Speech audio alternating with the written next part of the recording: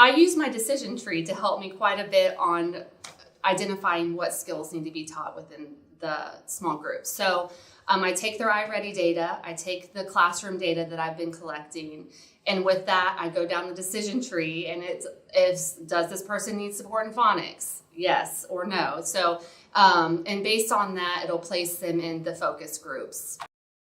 So this is my decision tree for the second 9 weeks.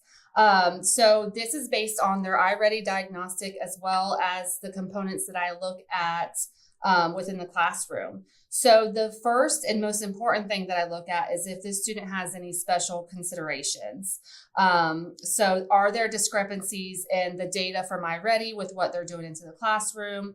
Are there special needs or behavior challenges? And if the answer is yes, then automatically I use teacher discretion to place them into to place them into groups. If the answer is no, then we can kind of go through our decision tree. So if the answer was no, there's no special accommodations or discrepancies. The next one is, do they need support with phonics? I took these and I put them in order of what I feel is priority. Phonics first, fluency, vocabulary, and then comprehension. So if they need support with phonics, then it wants to know what is their fluency. So if the iReady data is saying that they need support in phonics, but they're reading over 50th percentile, then I'm not going to spend time on phonics. I'm going to move them through the decision tree. But if their fluency is also low, then we work on, if they need support in phonics, and then their fluency is also low, then we focus on phonics. If they don't have low fluency, then we move into, do they need support with vocabulary?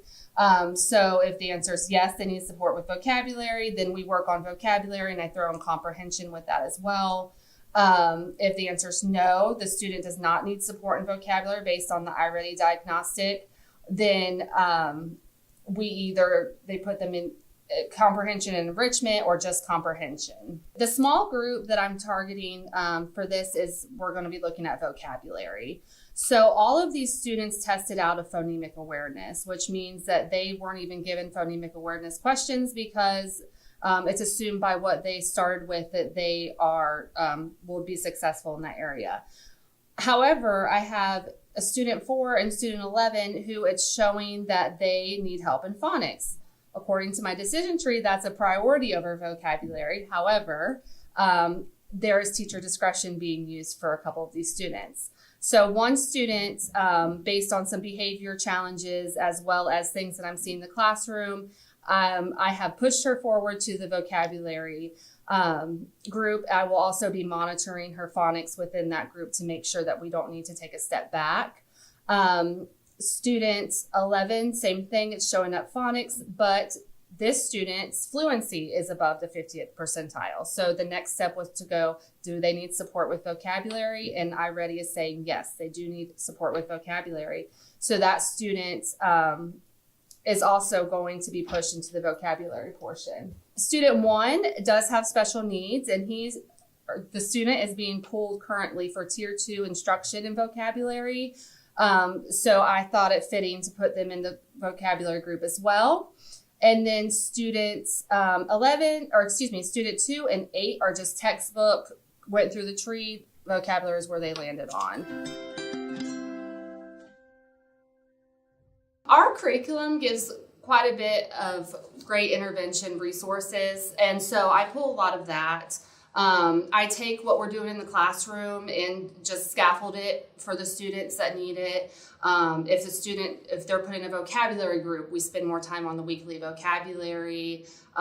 We spend time on learning how to find meaning in words with context. So I like to use what we're doing in the classroom as much as possible so that they have connection to it.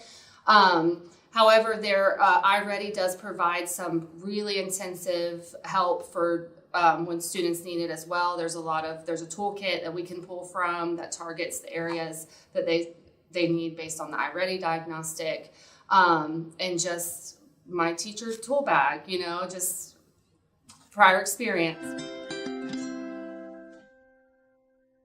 I do my main shuffling of groups after diagnostic. So we take the diagnostic 3 times a year. We take it in the fall, and then we take it in the winter, and then again in the spring. And that's when I sit down and I do my main shuffling of groups, also because the targeted skills might change as the year progresses because the priorities change. However, there's always small changes within that time. So I'm constantly monitoring fluency. I'm constantly monitoring how they're bringing what we're working on into the classroom. And based on that, as needed, I will move a student into a different group and have no problem doing that.